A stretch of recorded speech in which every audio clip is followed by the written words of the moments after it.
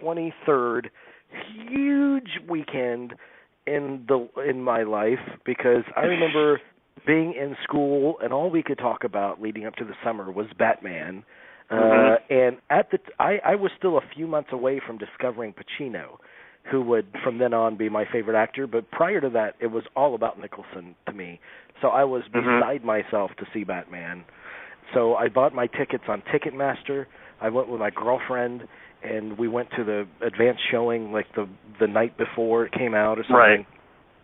And even on that first viewing, I thought, oh, Nicholson is so great and so vivid, and the movie looks so good. Why don't I like this movie more? And it was never a movie that I found infectiously entertaining, really. I've always loved the film. As I've gotten, years go by, I love it more. What I remember, and I was like, at this time, I really was 10. I hadn't turned 11. I remember, theater in the paper advertising different types of screenings. It had the THX screening. It had the 70mm screening. It had the 70mm THX screening. And so it was a big deal. And then you had the Prince video and all that other stuff. My big memorabilia purchase, I had Batman tennis shoes with little bat signals. I remember those. I didn't have them, but I remember them. I had. The marketing was great. The marketing was great. I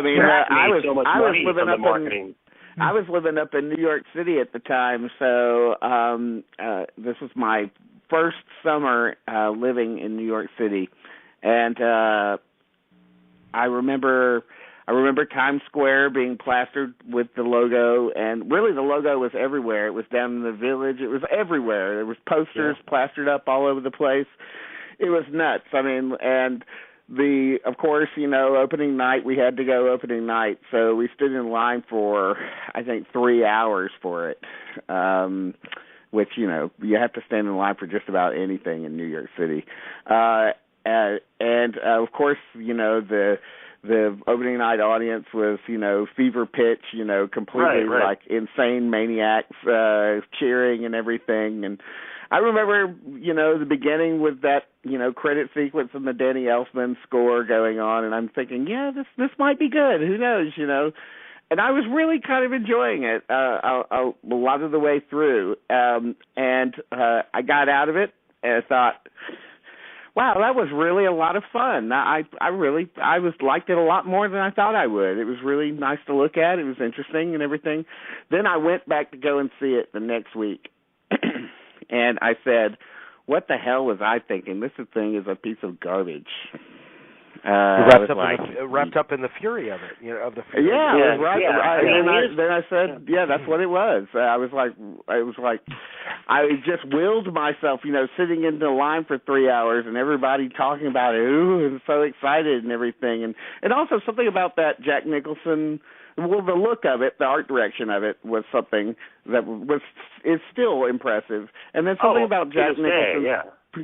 Jack Nicholson's performance in it and was something interesting. But then when I went back and took a look at it, all that stuff it was like the air was let out of the balloon, and I saw it for what it really was. And I was like, and even though I was still with an audience that was still pretty pumped up, it was only a week later, I still said, so what was came it? out. What was it? If you saw it for what it was, then what was it? I just, after the initial excitement had died down, I saw that it wasn't really a very effective action film. That as an action film, it wasn't very well directed. I thought that I thought that a lot of Nicholson's performance was sort of like, I don't know. I keep flashing back to him throwing money out in that parade and stuff with the Prince music playing and everything, and I was like, oh, this is awful. And it just kept going on forever, and just some of his jokes, him doing the big fart joke and stuff, going, and stuff. I was like, oh, this is just bad. This is a movie for children. And See, I really wasn't. I wasn't a child anymore, so. I think that Nicholson knew what he was doing in that movie, and that he succeeded on his own terms. He's always said that what he wanted to do was create a piece of pop art with the Joker. Yeah. And I think it's more. It's a very specific kind of go for broke performance. It's like an impression or like a kabuki theater. I don't know how to put it. But the problem with the movie for me was just the kind of the more than anything was the sloppy structure and editing of it. The fact that it was so tipped over in the Joker's favor, and Batman was like a secondary character. And then there's that big hole where Vicky Vale shows up, and I guess we missed the part where she finds out who the hell he is. I've come around on that. One, I don't see that as a big hole in the story. Two, the thing is, as the way I read the film now, and I think it's more subtle now, is that between Joker, Jack Napier, Batman, Bruce Wayne, and Vicky Vale, they all seem to know that they have dual personalities, and they're just not acknowledging that the other one is the other person. And so Vicky Vale kind of intuits who the real people are, even though she's not, fully investigating, but she's an investigative journalist on that. So that's that one score. So the fact that it's not a typical big revelation scene, that doesn't bother me as much. The story, quote unquote, or the plot, quote unquote, is thin, but it's more of an origin story. Joker has always dwarfed Batman's story. Always has. So, and we just go by The Dark Knight. It happens there too. Let's be clear. The Joker wasn't when Batman was on television. The Joker wasn't dwarfing Batman. But that was no one tuned in to just watch. That's a different era. But I would like to. I know, but it's not the case. This is the movie where you're introducing Batman. This is the movie where you're introducing Batman, and the Joker has much more screen time than your Batman does. Mm-hmm. Right. Well, another thing, this film does something that most, and because this is probably the most influential film in the last 25 years. And what is interesting, this film does something that a lot of the comic book movies in its wake have not done. Is that if you clock it, if you take a stopwatch to it, the first action sequence, full-blown action sequence, it comes in at the hour mark. The chemical factory sequence, or no. I'm talking a full blown act, which is the museum sequence where. Oh, the museum, of course. I'm sorry, that's what we're. The chemical factory, it's just a slight kind of. It's not even a full blown action sequence. It's just a scene. Where basically Batman has to fight henchmen and I think Batman Returns. Batman Returns is a more successful movie to what Tim Burton wanted to do with those characters. Mm-hmm. And I will say you're absolutely right, Aaron. If you want to look at in the past 25 years, I think the two most influential movies are Batman and the year before Die Hard. Because I think we're still living with the remnants and the tradition of those two movies today. I agree. Well, at least in terms of marketing, let's say that. I mean, Batman was more influential in how it was sold to everybody, not necessarily in its movie making, because no one's really going out there and trying to ape its movie making, because frankly, its movie making isn't that good. Because of Batman, we've had, I'm almost certain, because of Batman, we have had a comic book movie every single summer. I know, but it's all marketing. No. It's not all marketing. No. Come on. Well, it's all marketing to people who are buying. That's what it is. Not all marketing. It's not about marketing, because some of these films have been artistically successful. I mean, the Nolan's Dark Knight, the Amazing Spider-Man, movies. The Avengers. Dick Tracy the following summer. Yeah, you can't forget Dick Tracy. Yeah. The following summer. These are all, marketing is part of everything. So to think that marketing is not a component, to think that a movie just opens without marketing component, that's just naive. So that is a... Well, actually, kind of open without marketing. Well, actually, the fact is that pre-Batman, I mean, I'm agreeing with you in a certain way, but Batman changed the way movies are marketed. Yes, it did. I agree completely. And it also ushered in, I would agree also that it ushered in the superhero genre, the obsession with superheroes that we have. It ushered in a different type of storytelling. It ushered in... Not really. Not really. Yes, I mean, this is the new mythology. I mean, in the 80s, we're talking about the 80s here.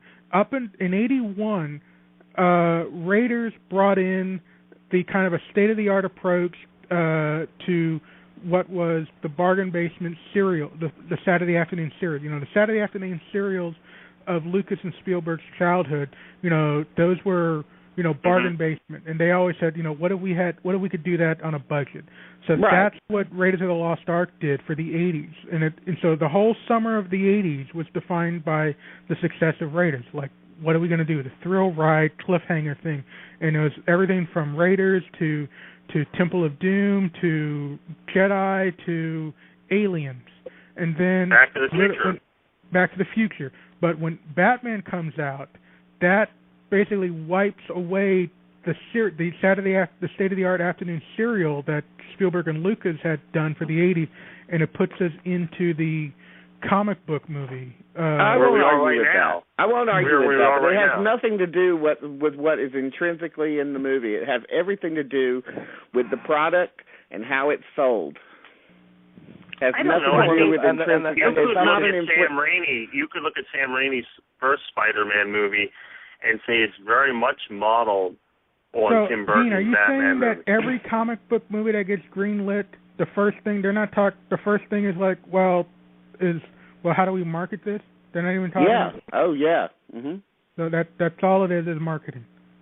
Oh, well, I mean, they already. Coming up with greenlighting something.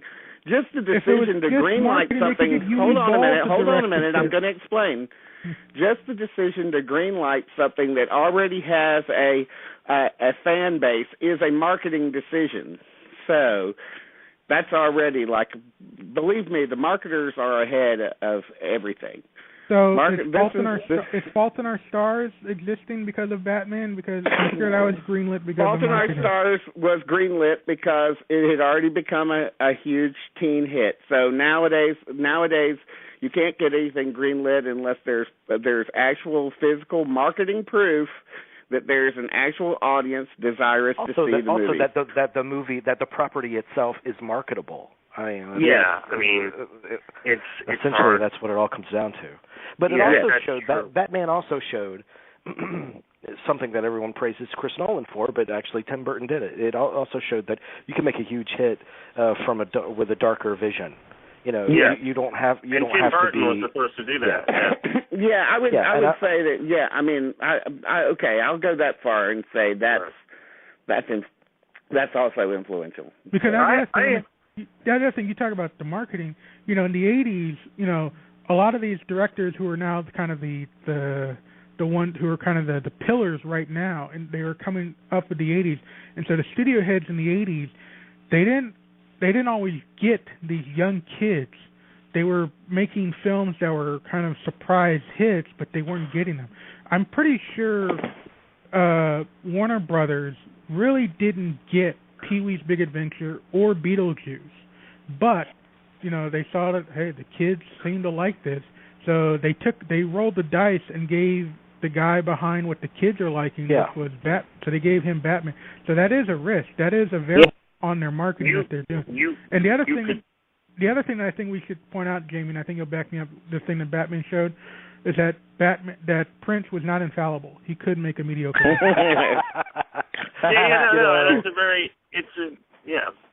Everybody loved Prince. Like, the reason why Prince got that movie was because Nicholson and Burton loved him so much. But once Prince made all this music, then it was an afterthought. They had to figure out a way to incorporate it into the movie. It's like they hadn't even considered that yet. It's like, oh shit, now we got a soundtrack.